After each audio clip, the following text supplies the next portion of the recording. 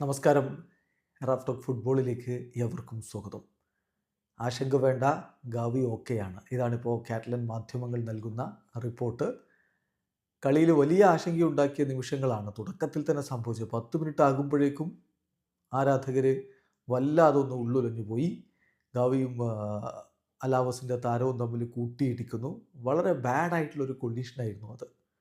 സ്ട്രെച്ചറിലാണ് അലാവസിൻ്റെ താരത്തെ പുറത്തേക്ക് കൊണ്ടുപോകുന്നത്. ഗവിയെ സംബന്ധിച്ചിടത്തോളം അദ്ദേഹം പിന്നെ കളിക്കാൻ തയ്യാറായിരുന്നു. വീണ്ടും സബ്സ്റ്റിറ്റ്യൂട്ട് ചെയ്യണ്ട എന്നുള്ളതായിരുന്നു അദ്ദേഹത്തിൻ്റെ ഒരു നിലപാടെന്നാണ് വരുന്ന റിപ്പോർട്ടുകൾ. പക്ഷേ ടീം ഡോക്ടർമാർ അത് സേഫ് അല്ല എന്ന് ഹൻസി ഫ്ലിക്കിനെയും താരത്തെയും അറിയിക്കുകയായിരുന്നു. എന്തായാലും പിന്നീട് അദ്ദേഹം ഹോസ്പിറ്റലിലേക്ക് പോയി. ഹോസ്പിറ്റലിൽ നിന്നുള്ള വിവരങ്ങൾ കൂടി ഇപ്പോൾ പുറത്തേക്ക് വരുന്നുണ്ട്. ഗാവി ഈസ് ഫൈൻ എന്നാണ് വരുന്ന റിപ്പോർട്ട്.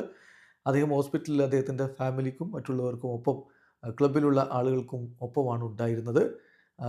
അവിടെ ഹോസ്പിറ്റലിൽ വെച്ച് അദ്ദേഹം മത്സരം കണ്ടിരുന്നു. അതായത് ബാഴ്സലോണ വേഴ്സസ് അലാവസ് മത്സരം കാണുന്നുണ്ടായിരുന്നു എന്നുള്ള റിപ്പോർട്ട് കൂടി വരുന്നുണ്ട്. മെഡിക്കൽ ടെസ്റ്റുകൾ, പ്രോട്ടോക്കോൾ അനുസരിച്ചുള്ള മെഡിക്കൽ ടെസ്റ്റുകളും മറ്റുമൊക്കെ നടത്തി. ഗാവീസ് ഒക്കെ ആശങ്കയ്ക്ക് വകയില്ല. എന്തായാലും ഇത്തരത്തിലുള്ള സംഭവവികാസങ്ങൾ ഉണ്ടാകുമ്പോൾ അത് വലിയ ആശങ്കയാണ് ഉണ്ടാക്കുക.